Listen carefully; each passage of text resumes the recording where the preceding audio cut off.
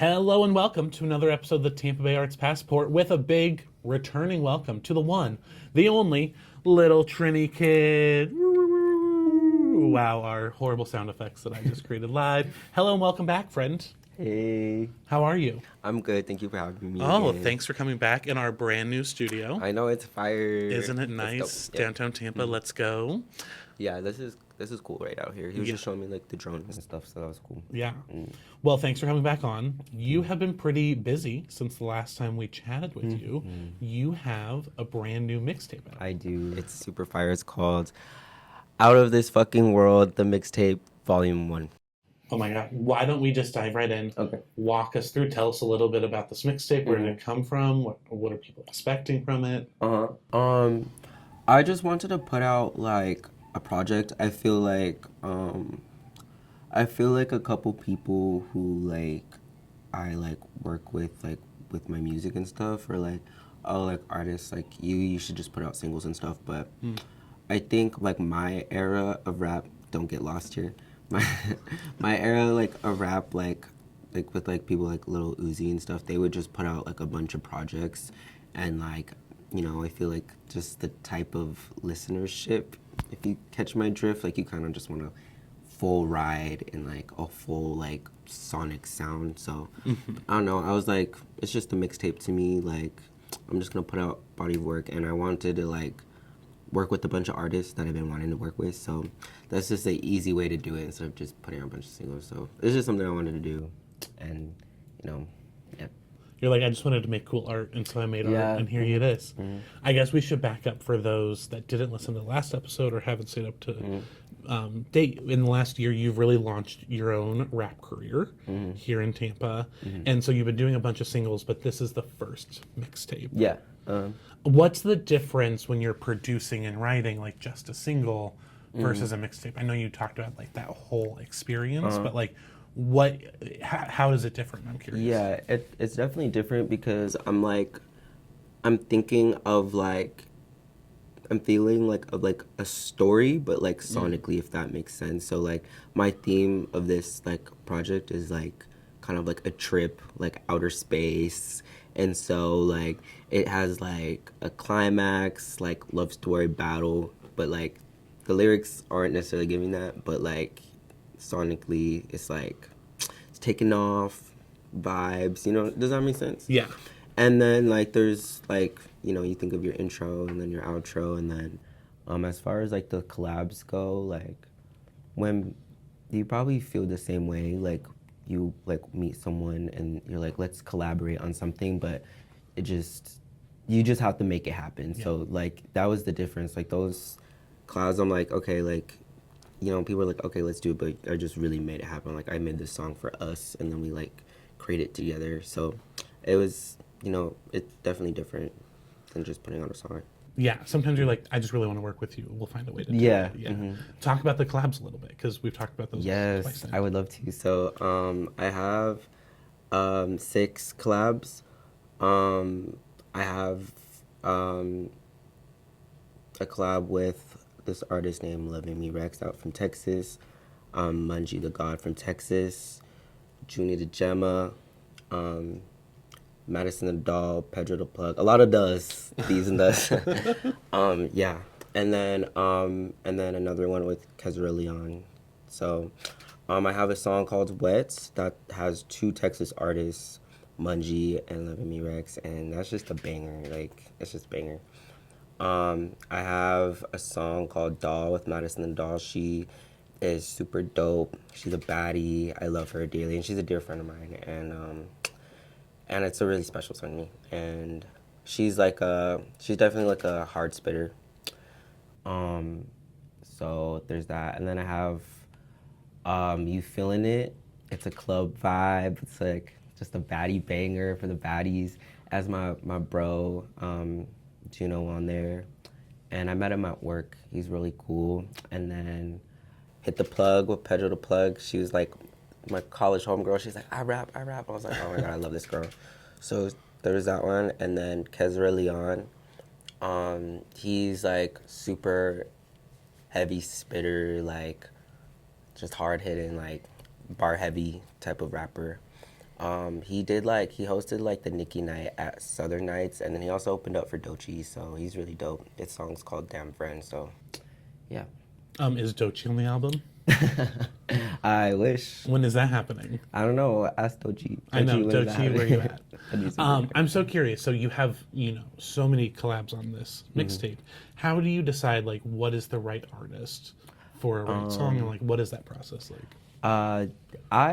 You just know, like, I'll listen to like some other like music, and I'm like, yeah, that's the one to be on, if that makes sense. Like, I literally, for like all those songs, like, I like already, like, I had like maybe my part done, and then I just already knew exactly what they're gonna sound like, and then they just sounded exactly like that. So, yeah, it's like I'm like, I know your vibe, so like, And so you, like, this is also new to me, so I'm so curious. Like, so you wrote those songs together then? Or, like, how did that happen? So, not necessarily. Some of them were different. So for at least 3 or 4 of the songs, we were actually all in the studio together, like making it. With Dan Friend, with Kezra Leon, like he was, like he's so talented. He sent me like 3, 4, 5 verses, like back, like which one do I like, which one you like. I'm like, I don't know, like they're all good. And he's just chopping it up, making it happen, and that song's really cool because we were like doing back and forths, and I never did a song like that before, and he said he hasn't either. So that was cool. And then same thing with Madison, just like she was really like freestyling like half her verse, which was fire. And Pedro was like, I just wrote this morning, so shout out to her. So it was just all, it was all different, but the one song I did called Wet, I just hit them up on Instagram, and I was like, I fuck with y'all, and then they just like sent me a little demo, and then I sent them the song, and they hopped on it. So I think that is, like, a perfect way to describe a lot of how you've made this happen. It's Yeah. like you just took a shot. yeah, And you just made it happen yourself, yeah, and then especially when like that conversation's already rolling. But usually I don't like to like, unless if it comes up organically, I don't usually like to tell like a bunch of artists that I want to work with them, even if I do, because like I just want to have it ready or be in the space where I'm ready to do it, because then it's kind of like, okay, so. Totally.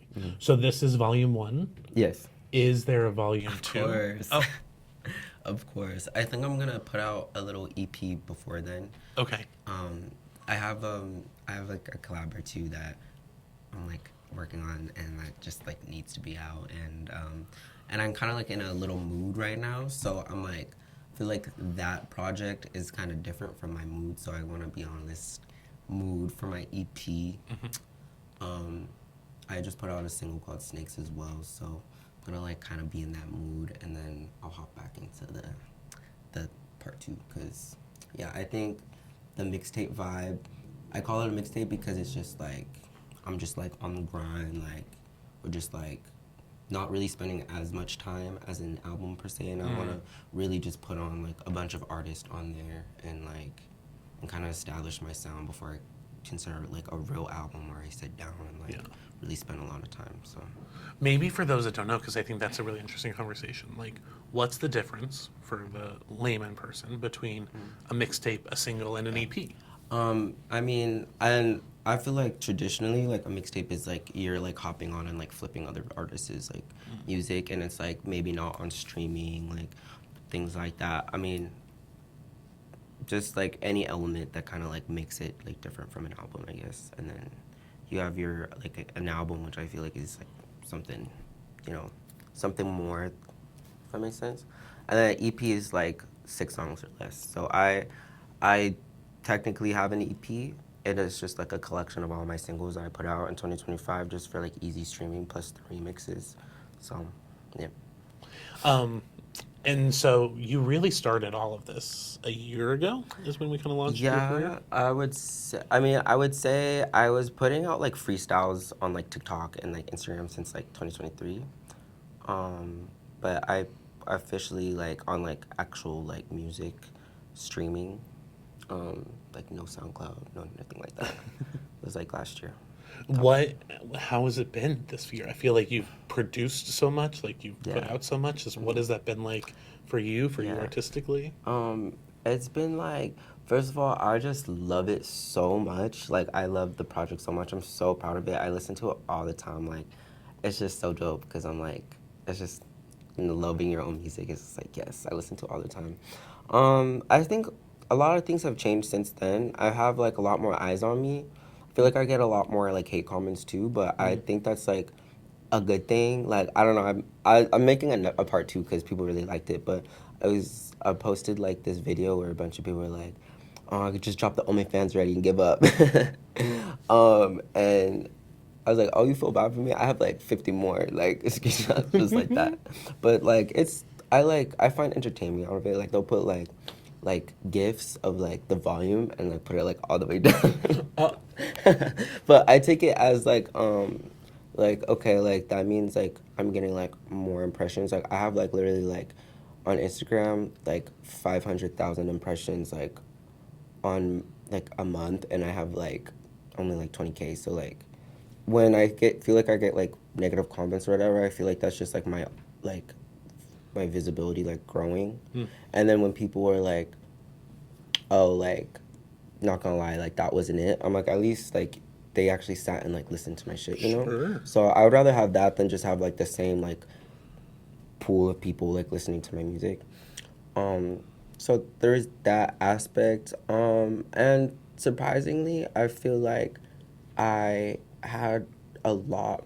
I feel like I have a lot more support now, but I feel like a lot of my support systems then are gone. So it's like, while like I was like excited for a lot of things, and I'm like looking around and it's like a lot more new people around me than like, so that's something that's different too.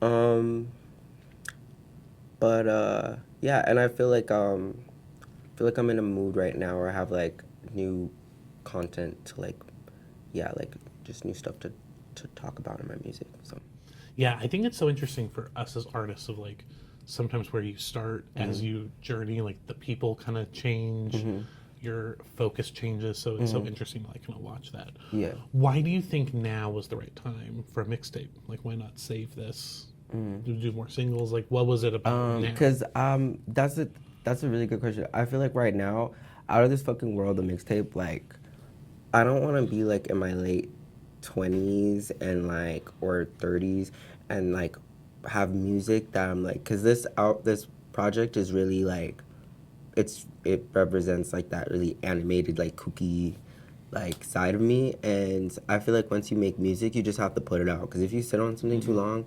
like you're gonna be like like that's cringe now, and I'm like, if at least if you put it out you can like, even if you don't like it anymore you can at least look back at it, you know what I'm saying? Sure. So I wanted to do something fun and like, because I'm really chill and fun, but like I do have a serious side, so I could see myself being like, ugh, like I'm never gonna, you know what I'm saying? I could see myself being like making boring music in the future, so I want to like, and then I just think you just put out as much music. That's how I feel. I think you just keep going. After I like maybe put out a couple videos and do a little more things for this project, I'm just on to the next. I think that's such a great idea. Like, just keep making stuff. Yeah. Just keep seeing what lands, what people like, and what satisfies you artistically. Yeah, and you never know. Like, I just put out a song called Snakes right after this project. I had no, like, plan on making it, but I just put it out. And I didn't even really promote it. And it's, like, already, like, one of my, like, hottest songs right now, like, streaming-wise. So I'm like, okay, Steve, you just keep just putting The shit universe out. was like, we really like snakes. Yeah, We love right? it. You just gotta throw shit at the board, I guess. Yeah.